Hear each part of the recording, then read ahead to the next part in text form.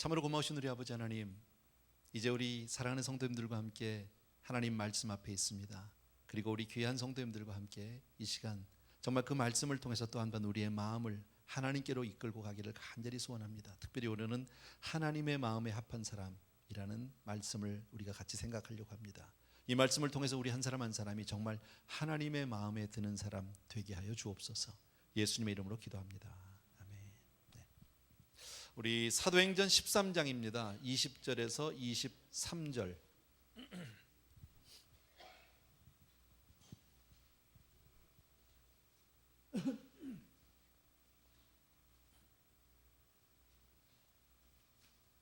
사도행전 13장 20에서 23절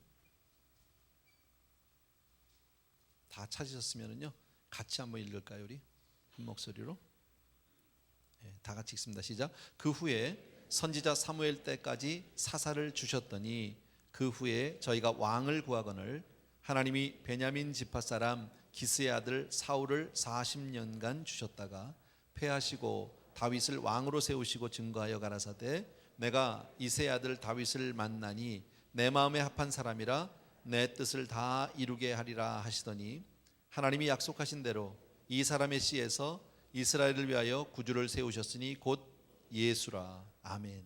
예. 오늘 말씀은 어렵지 않습니다. 여러분들이 다 아는 말씀을 오늘 이렇게 정리해서 다시 한번 우리가 마음에 도전과 결단을 갖는 그런 시간을 가지려고요. 제가 미처 말씀을 못 드렸는데 오늘이 우리 교회 14번째 생일이에요. 제가 이런 거 잘 못 챙겨가지고 뭐 이렇게 무슨 뭐죠 창립 예배 뭐 이런 것도 잘 못하는데 1999년 4월 4일 날 첫 모임을 가졌어요. 정식 예배라고 하기보다는 그때 우리 이신모 장로님, 우리 따님 성화 사모님, 그땐 사모가 아니었었는데 어쨌든 그 피아노 스튜디오에서 우리 몇 사람이 한 30여 명 모였던 것 같습니다. 모여서 처음 우리가 예배를 드렸고 모임을 가졌습니다. 그게 14년 전입니다. 그래서 벌써 14살이 됐어요. 조금 어색하긴 하지만 주변을 보시면서 Happy birthday to all of us 뭐 그런 게 있는지 모르겠습니다. 근데 우리끼리 자축하는 Happy birthday입니다. 오늘이 14년. 그래서 우리가 14년도 됐고 거기에 따라서 우리의 마음을 조금 더 지난주에 우리 부활주일도 지나면서 정말 우리 한 사람 한 사람이 하나님의 마음에 합한 사람, 하나님의 마음에 드는 사람 되기를 주의 이름으로 축원합니다. 늘 말씀드리지만요, 하나님의 방법은 사람이에요. 하나님은 사람을 통해서 역사하세요. 그래서 한 사람 한 사람이 얼마나 소중한지 모르고요. 그런데 아무나 쓰시는 건 아니고요. 하나님이 쓰시는 사람이 있죠. 근데 오늘 보니까 하나님 마음에 합한 사람을 쓰신다. 다윗을 보셨어요. 하나님이요. 그리고 이렇게 말씀하죠.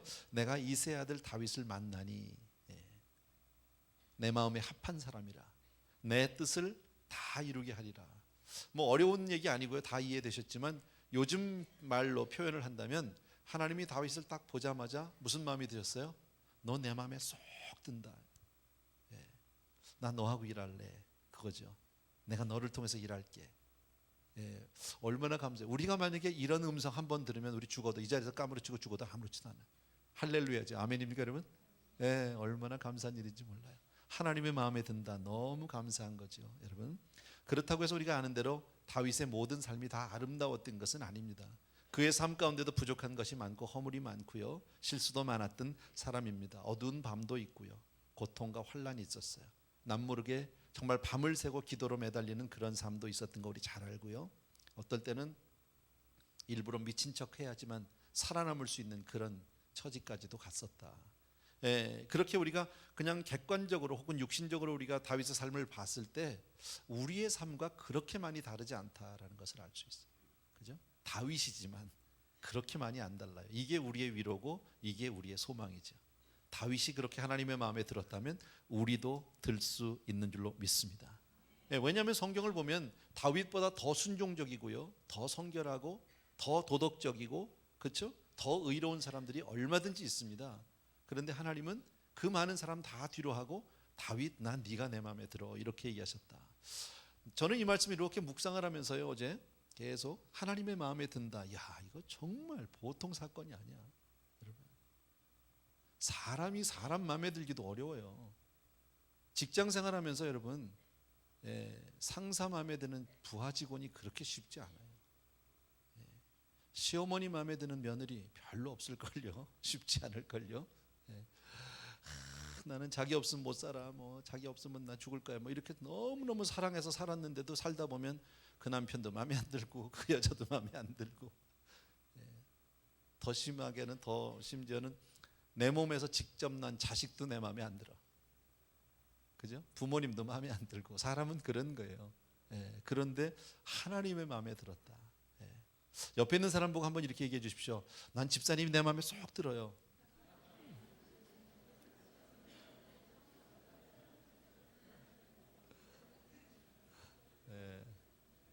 여러분이 이렇게 쏙 마음에 든다 그러면서 이렇게 많이 웃는 데는 뭐 나름대로 의미가 있어요.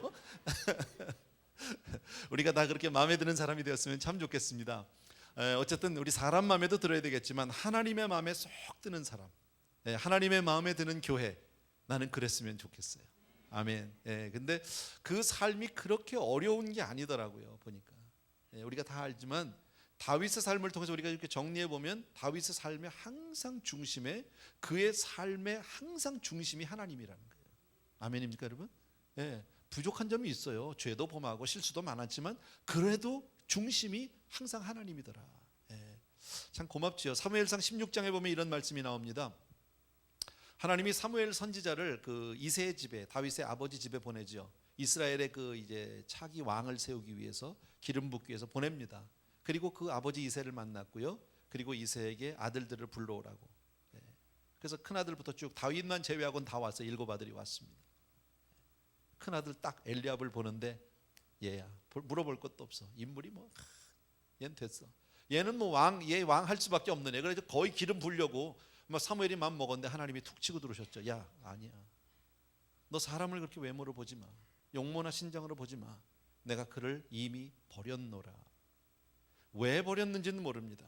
그러니까 사람은 외모로 모르는 거죠. 우리는 사람을 볼 때 외모로, 조건으로 그렇게 보지만 하나님은 우리의 뭘 보신다고요? 중심을 보신다.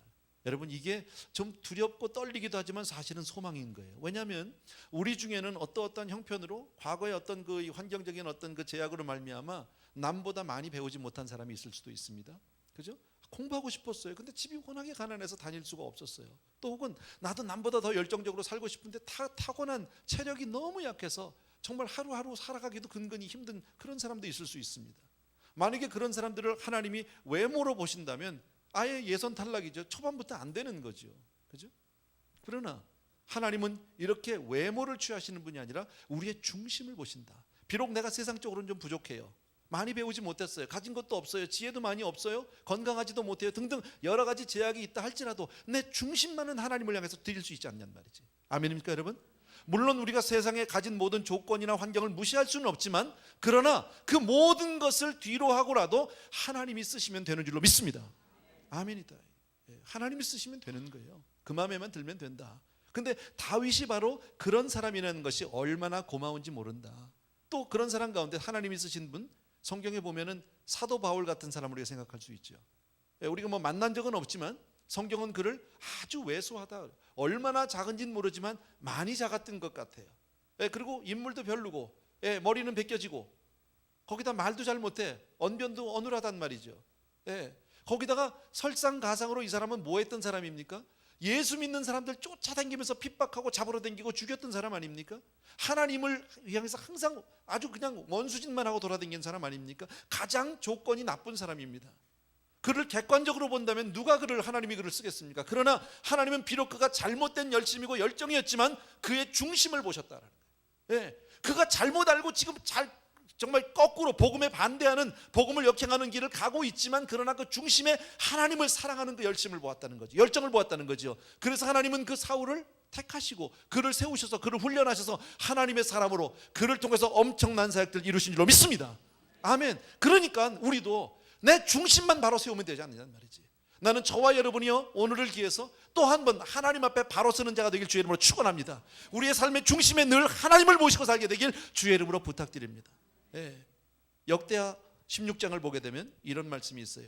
여호와의 눈은 온 땅을 두루 감찰하사 전심으로 자기에게 향하는 자를 위하여 능력을 베푸신다. 오늘도 하나님은 온 땅을 다니시면서 사람을 찾겠다는 거죠. 그리고 누굴 찾아요? 전심으로 하나님을 의지하는 자, 전심으로 하나님을 바라는 자를 통해서 정말 그에게 능력을 베풀어 주시겠다. 나는 저와 여러분이 이러한 능력을 허락받게 되길 주의 이름으로 부탁드립니다. 아멘. 다른 거 없다라는 거예요. 주님만 향하면 된다. 아무 일을 만나도 예수 그리스도 그분과 상관하면 된다. 무슨 일이 있어도 주님 붙들고 늘어지면 된다. 조금 다른 이야기지만 제가 전에 많이 하던 얘기 있죠. 여러분, 아무 일을 만나도 교회 와서 엎드리면서 한다. 아멘입니까 여러분? 성경에 없지만 진리라니까. 무슨 일을 만나도 교회 와서 엎드리면서 합니다. 여러분, 하나님과 내가 상관해서 매달리면 시험이 들어도 아파도 무슨 일이 있어도 교회 와서 엎드리면 살 길이 열립니다. 왜요? 하나님은 능치 못하심이 없으니까. 하나님은 생명에 주시니까. 믿으시면 아멘. 그렇게 하나님께 매달린다, 하나님을 의지한다, 하나님만 생각한다, 하나님 중심으로 산다라는 말을 다시 표현하면, 요즘에 우리가 그 현대식으로 신약식으로 표현하면 한마디로 심령이 가난한 자는, 하나님 없이는 못 살아요. 난 하나님이 안 도와주면 안 돼요. 하나님 나와 함께 해주셔야 돼요. 아무리 만나도 주님 꼭 붙들고 사는 정말 심령이 가난한 자, 다시 말씀드리면 겸손한 자예요.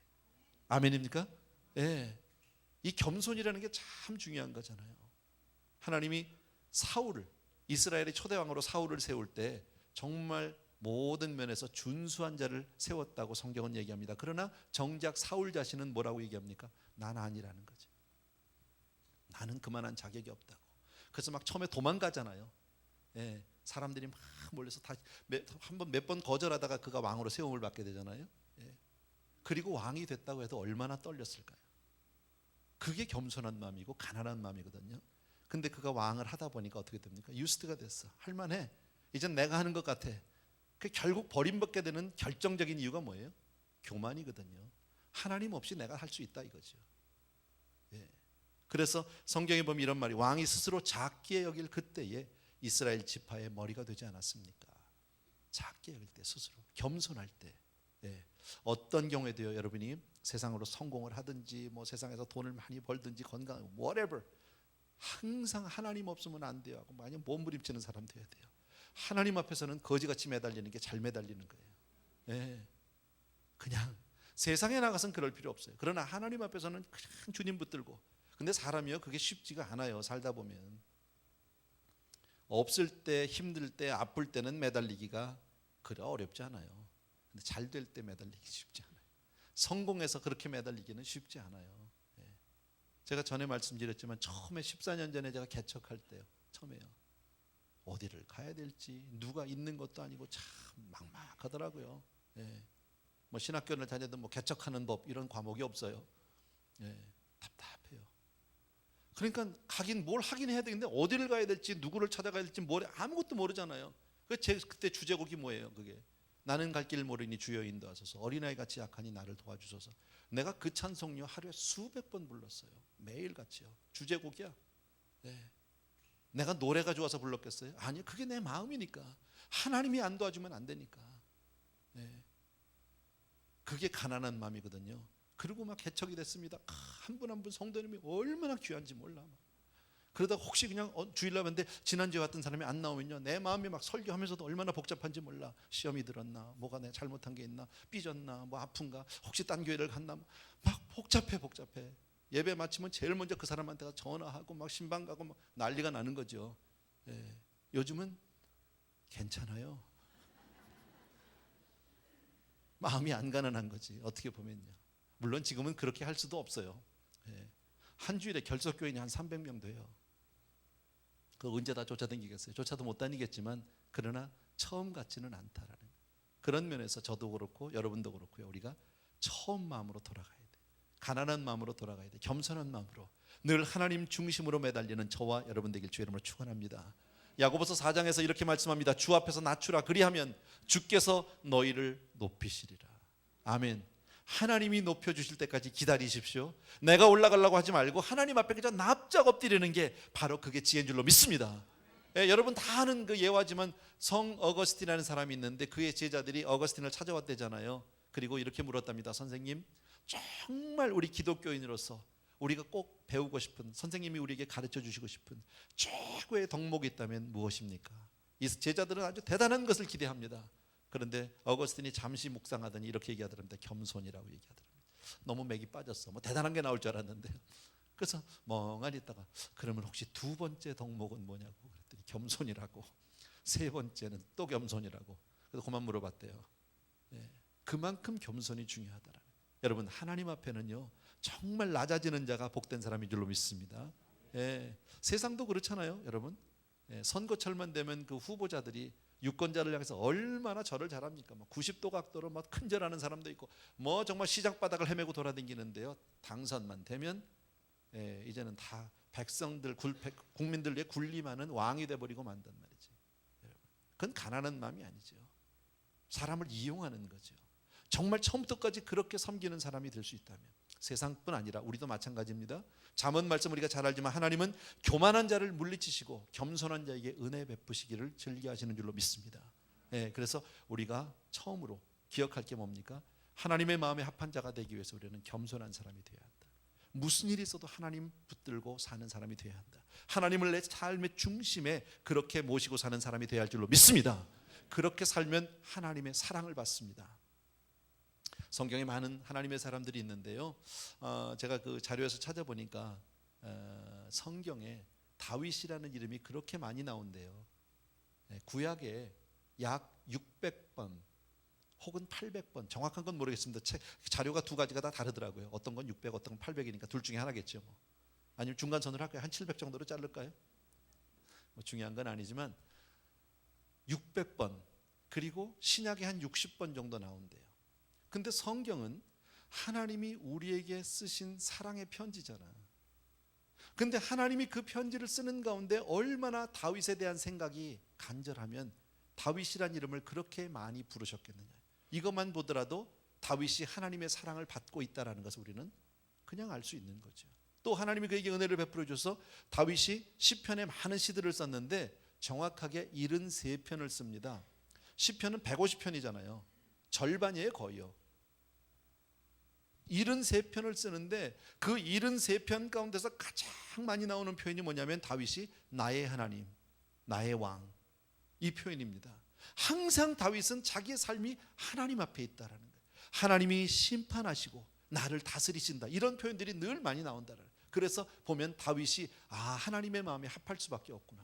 비록 부족하지만, 여러분 알지만 다윗의 삶은 크게 보면 세 가지로 우리가 나눌 수 있어요. 어려서는 다윗이 굉장히 믿음이 좋았어요. 물론 커서도 늙어서도 좋았지만 믿음의 사람, 믿음의 소년이에요. 그런데 가다가 실수하죠. 죄를 범합니다. 그리고 회개하는 삶. 그러니까 믿음, 죄, 회개, 이렇게 3단계로 나눠서 본다면, 굳이 뭐 나눈다면 그렇게 볼 수 있거든. 그런데 다윗이 보면 어렸을 때 참 믿음이 좋았던 거랍니다. 양을 칠 때 뭐 이런 표현 나오죠. 곰이나 사자가 오면 자기가 가서 대적하고 뭐 사자를 찢었다, 뭐 이런 표현이요. 자기 소년 시절입니다. 말이나 됩니까 이게요? 여러분, 곰이나 사자를 대적합니다. 이게 말이 안 되거든요. 근데 다윗이 그렇게 할 수 있었던 이유가 뭡니까? 비록 양을 치고 있지만 이 일은 하나님이 나에게 맡기신 하나님의 일이라고 믿는 겁니다. 하나님의 일을 내가 하는데 누가 나를 대적할 수 있냔 말이죠. 여러분, 저와 여러분이 우리가 사역을 하고 감당을 하고 봉사를 할 때, 무슨 일을 전도를 하든지 무슨 일을 할 때 하나님이 나에게 맡겨준 일이다 믿는다면 누가 우리를 대적할 수 있습니까? 하나님이 맡기신 일, 하나님이 지켜줄 줄로 믿습니다. 이 일의 아직 절정이 뭐냐면요, 다윗과 골리앗 사건입니다. 말이 안 됩니다. 이거는요, 객관적으로, 인간적으로, 육신적으로 보면 이건 죽는 길입니다. 그냥 나가자마자 죽는 겁니다. 게임도 안 되는 겁니다. 그런데 얼마나 얘가 담대한지 믿음으로 아주 너무나도 확고하니까요, 형들도 못 말렸어요. 생각해봐요. 아무도 골리앗을 대적하지 못하고 벌벌벌 떨고 있는데 요만한 애가 지금 한 10살 난 애가 나가겠다는 거야. 저놈 죽이겠다는 거야. 이게 말이야. 하나님의 이름을 모욕하게 하는 건데 그냥 안 두겠다고 막 나가는데, 보통 때 같으면 나가다 죽지요. 끝나지요. 사울왕도 못 막았습니다. 아무도 못 막았습니다. 어린애가 나간다고 하는데 워낙에 담대하고 확고하니까 내보낸단 말이죠. 어쩔 수 없이. 얼마나 믿음으로 살았는지. 세상적으로 보면요, 너무 황당하고 무모한 아이입니다. 그러나 믿음이 굳건했다라는 것을 성경은 그렇게 말씀한다. 아멘입니까 여러분? 우리도 그렇게 믿음으로 살면, 여러분, 그렇게 믿음으로 살면 하나님의 보호하심, 하나님의 지키심을 받게 될 줄로 믿습니다. 또 믿음과 하나님을 사랑한다는 건 같은 얘기예요, 어떻게 보면요. 근데 다윗이 얼마나 주님을 사랑했는지 잘 알죠. 아주 우리가 다 잘 아는 사건 가운데서 잃어버렸던 법궤가 예루살렘으로 돌아올 때, 나가서 덩실덩실 춤을 추잖아요. 예, 옷도 막 벗겨지고. 그 아내가 사울의 딸 미갈이 뭐라고 얘기합니까? 왕이 그게 체면이 뭐냐고, 채통을 지키라고, 창피하지도 않냐고, 망신스러워서 같이 당신하고 못 살겠다고 막 이러니까요, 다윗이 뭐라고요? 나 같은 놈 하나님이 골라서 왕 세워줬는데 내가 춤을 왜 못 추냐는 거예요. 난 더 추겠다는 거예요. 관심이 없어요. 하나님만 기쁘시면 되는 거예요. 너무너무 좋아한다, 여러분. 또 나이 들어서요, 그가 백향목궁에 거하게 될 때, 우리식으로 말할까요? 잘 그냥 아파트 그냥 원베드룸 투베드룸 막 이렇게 댕기다가요, 처음으로 다운페이 좀 해가지고 집 산 거야. 지금 집 산다고 내 집입니까? 다 그때부터 페이먼 아니야? 예, 겨우 이제 들어가서 카텐도 못 달았어, 가구도 못 샀어. 그런데 거기 들어가자마자 무슨 생각합니까? 나는 내 집이 생겼는데 하나님은 아직도 텐트에 계시다는 거예요. 내가 하나님을 위해서 집을 하나 더 사야 되겠다. 예. 결국 하나님이 다윗에게 성전 건축을 허락진 않았지만 솔로몬을 통해서 받은 성전은 다윗 성전이라고 난 믿어요. 하나님은 다윗의 성전을 받았다고 난 믿습니다. 그리고 비록 자기 손으로 지을 수는 없었지만 자기 평생에 하나님이 허락한 모든 재산을 다 하나님을 위해서 쓰고 가잖아요. 다 준비해서 성전 건축을 위해서 금은 부화를 하게 되는데 뭐 어마어마한 양입니다. 뭐 누가 그걸 조사해 봤더니요, 전 세계에서 제일 부자가 다윗이라는데요. 예. 그거를 이렇게 그 가치를 비교하면 어마어마하답니다. 뭐 금이 무슨 요즘으로 말하면은 금이 큰 트럭으로 500트럭인가 뭐 그렇습니다. 예. 그러니까 금도 좀 있어야 되는 것 같기도 해요, 드리려면.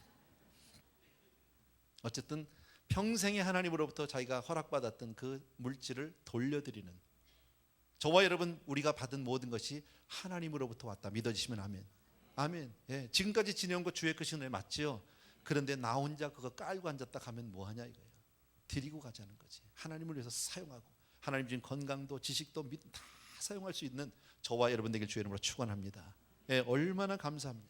거기다가 다윗은 어떤 사람입니까? 시편 42편을 보게 되면 목마른 사슴이 시냇물을 찾자 헤매듯이 내 영혼 주를 찾기에 갈급하다는, 그렇게 하나님을 늘 목말라하고 아침에 눈만 뜨면 하나님을 찾는 그런 사람, 그런 믿음의 사람이 바로 다윗이라는 것을 알 수 있습니다.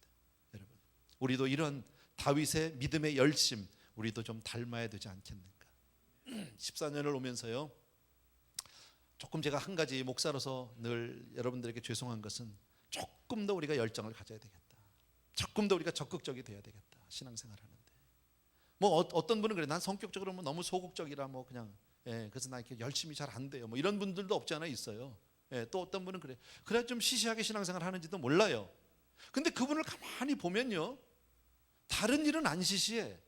다른 일은 그렇게 소극적이 아니에요. 신앙만 그래, 교회만. 예를 들면 오해 없이 들으시기 바랍니다.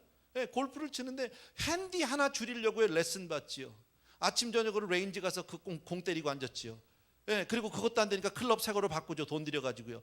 그거 하나 줄이겠다고 그 열심을 부리는데 교회는 맨날 늦어. 10분만 일찍 나오면 되잖아요. 근데 10분 일찍은 안 나와. 늦는 사람이 매번 보면 늦어요. 그런데 여러분 생각해 보십시오. 그렇게 신앙생활하면 하나님이 사랑할 수 있습니까? 하나님의 마음에 들 수 있습니까? 여러분, 세상을 살면서 우리가 이제까지 살아오면서 정말 내가 가진 건 내 실력으로, 내 가진 조건으로 잘 사는 사람이 있습니까? 아니에요. 하나님이 주셔야 잘 되는 거예요. 아멘입니까? 그러면 하나님 앞에 좀 잘 보여야 되지 않냐? 다른 건 몰라도 하나님의 마음에는 드는 사람이 돼야 되지 않겠냐는 말이죠. 근데 심지어는 뭐 예배부에서 이렇게 처음에 이렇게 예배 자꾸 막 시간 10대들 들어오고 이러면 아내가 방해가 되니까 조금 이렇게 문을 통제를 하죠. 몇 번 해보니까 밖에서 맨날 기다리니까 좀 신경질 난다 이거죠. 그래서 교회 떠난 분도 계시대요. 이거 어떻게 해야 돼? 매사가 그렇다면 내가 할 말 없어요. 나는 원래 그렇게 시원찮아요 하는 게 그냥 다 시시해요. 그러면 내가 할 말 없는데, 아까 얘기했지만요, 그 골프는 열심히 치더라고. 아침에 눈 뜨자마자 그거 나가가지고요, 빈 바켓 씁니까? 뭐 이게 있죠, 왜 공 이만큼 놓고 그거 치면 뭐 돈이 떨어집니까? 돈 써가면서 하는 거지 사실요. 그리고 또 뭐 몸이 아프다고 또 사우나 받으러 가고 뭐 또 저녁에 또 치고. 그래서 핸디 하나 줄었어. So what? 하나님 마음에 들어 그러면? 골프 치는 분들이 나 미워할라.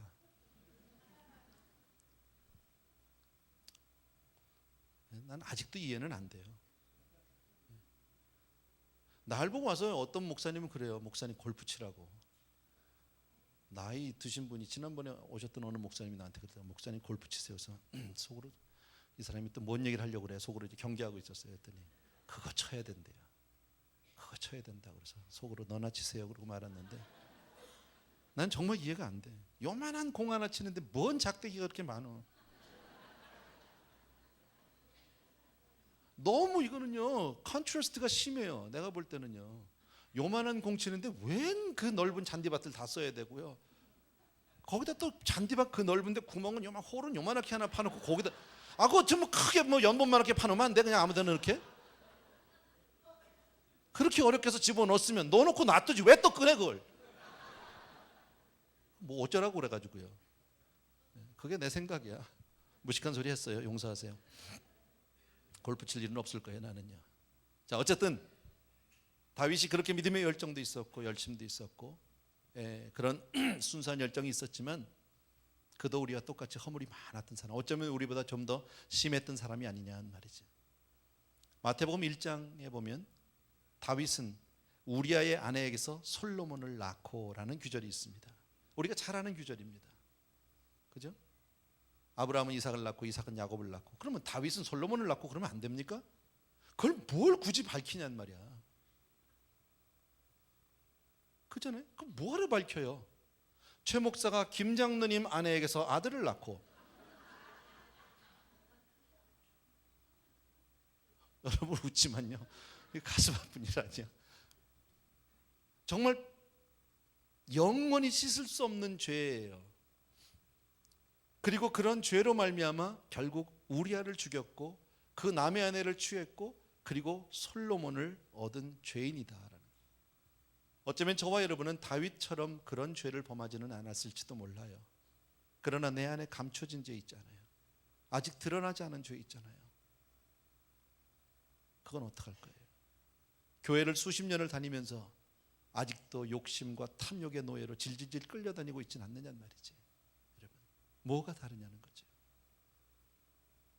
다윗이나 우리나 다를 것이 없지만 그러나 중요한 것은 다윗은 범죄한 이후에 뜨거운 눈물을 흘리면서 하나님 앞에 회개하고 참회했다는 이게 참 중요한 거예요. 죄는 지을 수 있어요. 안 지면 좋지만. 근데 사람들은 일반적으로 죄에 대해서 들키면 그때부터 책임 전가하고 부인하기 시작하고 아니라고 얘기하고 난 아니라고 난 아닌데 쟤 때문에 그랬다고 하고 이렇게 얘기하는 경우가 참 많습니다.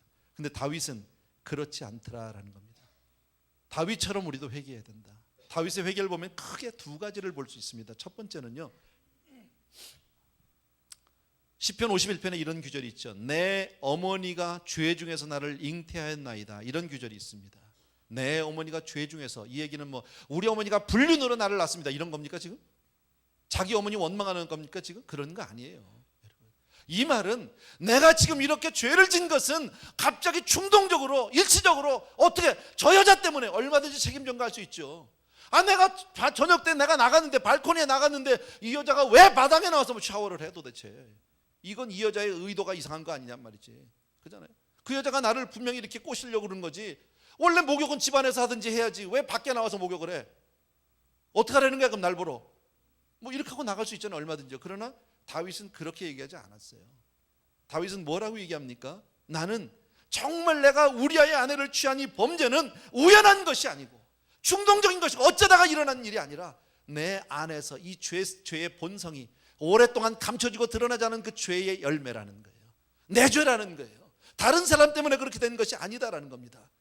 그것을 다윗이 고백하고 회개하기 시작한다. 여러분 우리가 무슨 일을 당해도요 하나님 앞에 회개할 때 책임 전가하지 않게 되기를 바랍니다. 무슨 일을 만나도 하나님 이것은 내 죄입니다라고 얘기하게 되길 바랍니다. 너 때문에가 아니라 나 때문이라고 얘기할 수 있는 우리가 되어야 할 줄로 믿습니다. 또 한 가지 다윗의 회개의 모습을 보게 되면 압살롬이 그에게 칼을 들이댈 때 도망갑니다. 근데 도망가다가 여러분 시므이라고 하는 사람 있죠? 게라의 아들 시므이가 막 다윗을 향해서 조롱하고 비판하고 막 욕을 합니다. 그랬더니 그 옆에 있었던 그 아비새 장군이 이렇게 얘기하죠. 명령만 하시면 내가 가서 단칼에 쳐 죽이고 오겠다는 거죠. 목을 자르겠다는 거죠. 그때 다윗이 뭐라고요? 놔두라는 거예요. 시므이가 지금 저렇게 나한테 욕을 하고 비판을 할 때는 하나님이 다 허락해서 내가 그 욕을 받아야겠길래 하지 않겠느냐. 여러분, 다윗은 자기의 잘못에 대해서, 모든 환경에 대해서 하나님의 주권을 인정하고 있고 하나님의 권위를 인정하고 있다. 내 안에서, 내 주변에 벌어진 모든 일은 재수 없어서가 아니라, 너 때문에가 아니라 하나님이 나에게 허락한 환경이라고 믿으셔야 합니다. 아멘. 그래서 누구를 블레임하는 게 아니라 그 모든 상황에서 내 자신을 돌아볼 수 있는 그런 저와 여러분이 되길 주의 이름으로 축원합니다. 그래서 나단 선지가 와서 얘기해도 겸손하게 받아들일 수 있는 겁니다. 보통 왕 같으면 어떻게 할까요?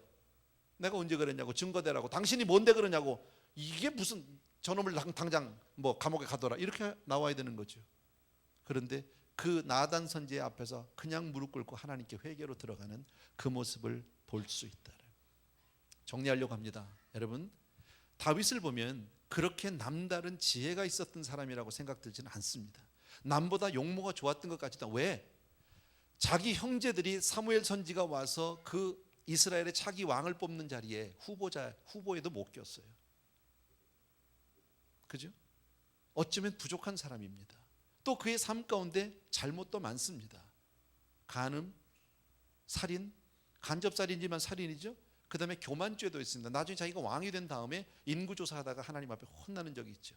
인구조사 자체가 잘못은 아니지만 이제껏까지 쌓아온 업적이 마치 자기가 한 것처럼 과시하고 싶은 그 인간의 교만한 마음을 하나님이 책망하신 거죠. 이런 죄들, 우리가 범할 수 있는 모든 죄를 다윗이 다 가지고 있었다. 그럼에도 불구하고 다윗이 잘한 건 뭐예요? 하나님 붙들고 늘어지더라는 거예요. 모든 일에서 하나님 중심으로 살더라는 거예요. 그리고 하나님 앞에 늘 회개하고, 그리고 어떤 잘못이 있다 할지라도 하나님 앞에 자기 자신을 돌아보고, 역경 가운데도, 질병 가운데, 시편을 보게 되면 전쟁 중에도 항상 그 모든 문제를 자기와 하나님과의 상관관계 속에서 해결하고 있지 않느냐는 말이죠.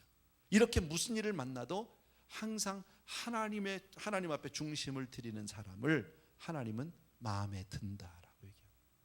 우리가 남들보다 의롭기 때문이 아니라, 남들보다 경건하기 때문이 아니라, 남들보다 도덕적이기 때문이 아니라 늘 하나님 중심으로 사는 그 사람, 하나님을 의지하는 가난한 심령, 하나님이 오늘도 마음에 드신다고 하는 줄로 믿습니다. 그런 사람을 통해서 하나님이 역사하시겠다고요. 내가 너를 사용하시겠다고.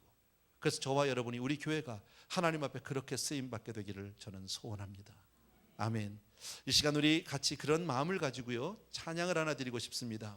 다 표현, 아까 우리 드렸던 찬양입니다. 다 표현 못해도 나 표현하리라 하는 그 찬양, 그 사랑 얼마나 아름다운지 같이 드리고 나서 잠시 기도하고 싶습니다.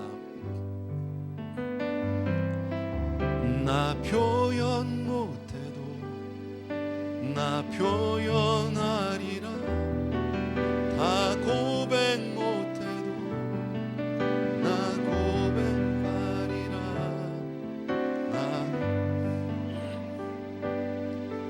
나 알아가리라.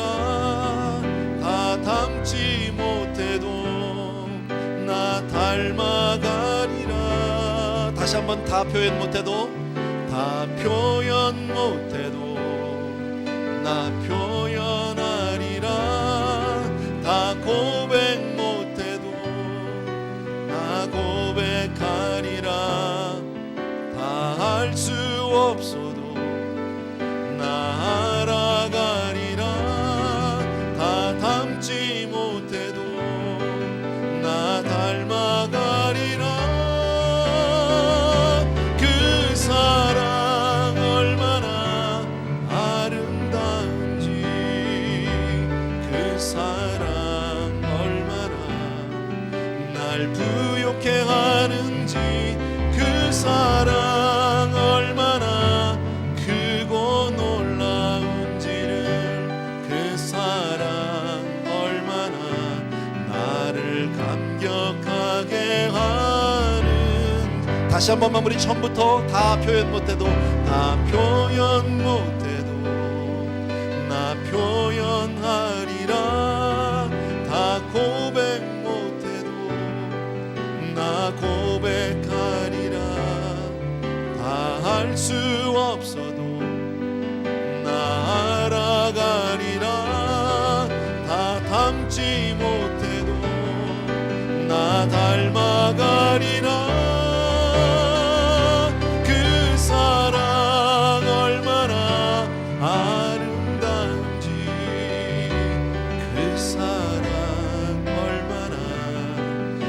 날 부욕해 하는지 그 사랑 얼마나 크고 놀라운지를 그 사랑 얼마나 나를 감격하게 하는지. 우리 시간 같이 기도하길 원하는데 오늘 주신 말씀을 기억하면서 하나님, 정말 내가 하나님의 마음에 드는 사람 되기를 원합니다. 하나님, 내가 모든 삶 가운데서 늘 하나님을 기억하고 하나님 중심으로 살며 내가 늘 겸손함을 잃지 않게 하여 주옵소서.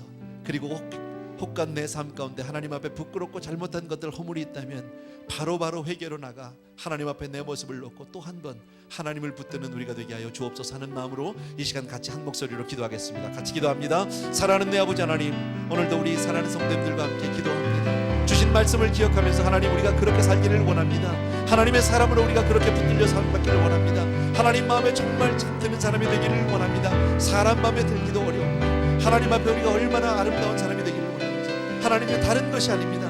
하나님은 사람을 외모로 취하지 아니하시고 하나님 우리의 중심을 보시고 내가 얼마나 하나님 앞에 주여 정말 그렇게 낮아지고 겸손한 자인지, 하나님을 얼마나 의지하고 사는지 하나님은 거기서 우리를 기억해 주시겠다고 말씀합니다. 사랑하는 내 아버님의 다윗을 아버님의 아름답게 만드신 주님, 우리 사랑하는 성도님들 한 분 한 분을 아름답게 만들어 주시옵소서. 주여, 주 앞에 늘 아버님의 세상 가운데서 우리가 정말 정상을 지고 세상의 모든 것을 다 내가 누린다 할지라도 늘 하나님 앞에 우리가 엎드려 간구하는 사람이 되게 도와주기 원하고 하나님 없이 살 수 없는 그런 사람으로 우리를 변화시켜 주기를 간절히 소원합니다. 사랑하는 내 아버지 하나님, 우리 귀한 성도님들을 축복하여 주시옵소서.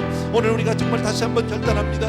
아버지의 그동안에 내 마음이 너무나도 아버지의 부자가 되었는지 모르겠습니다. 그동안에 내 마음이 얼마나 아버지 하나님의 주여 정말 이렇게 아버지 하나님의 주여 정말 스스로 내가 높아지고 아버지 하나님의 주여 내가 정말 부유한 자가 되었는지 모릅니다. 다시 한번 심령이 가난한 자가 되게 하여 주셔서 하나님을 의지하고 하나님을 붙들고 나가는 우리 성도님들 다 되어줄 수 있도록 주여 축복하여 주시옵소서. 사랑하는 내 아버지 하나님, 주여 정말 진심으로 감사하고 한 분 한 분이 하나님 우리의 마음의 결단을 지켜주시옵시고 성령으로 감화 감동되어서 늘 하나님을 의지하고 주님으로만 말미암아 사는 우리가 될 수 있도록 은혜를 베풀어 주시옵소서. 자리에서 우리 다 일어나셔서 다 표현 못해도 나 표현하리라, 나 고백 못해도 나 고백하리라, 다 할 수 없어도 나 알아가리라, 다 닮지 못해도 나 닮아가리라.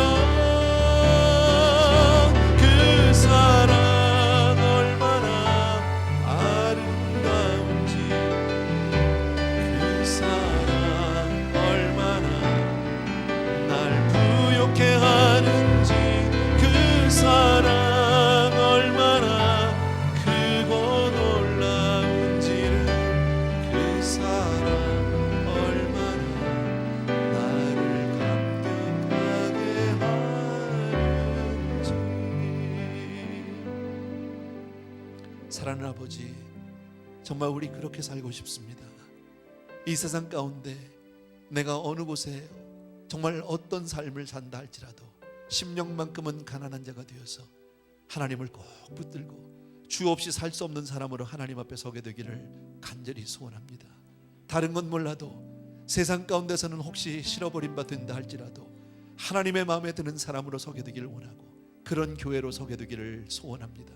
아버지 하나님, 우리 삶 가운데 부끄러움이 있고 잘못이 있다 할지라도 그 문제도 하나님 앞에 들고 나가 해결받고 하나님을 얻는 우리가 될 수 있도록 도와주시기를 간절히 소원합니다. 오늘도 주신 것 하나님 앞에 아름다운 예물로 우리가 다시 돌려드립니다. 하나님, 이것이 우리의 고백이요 우리의 삶이요 우리의 전부이고 우리의 믿음입니다. 아버지여, 이렇게 주 앞에 온전히 드린 바 되어서 주님으로 말미암아 사는 우리 성도님들 다 축복하여 주시옵소서. 이제는 우리 주 예수 그리스도의 은혜와 하나님 아버지의 극진하신 그 사랑하심과 성령님의 함께하시고 위로하시고 축복하시고 정말 붙들어 사용해 주시는 놀라운 은총이 이 자리에 다시 한번 하나님의 마음에 들기로 다시 한번 결단하고 주 앞에 몸부림치는 모든 성도님들을 위해 이제로부터 영원토록 함께 계실지어다. 아멘.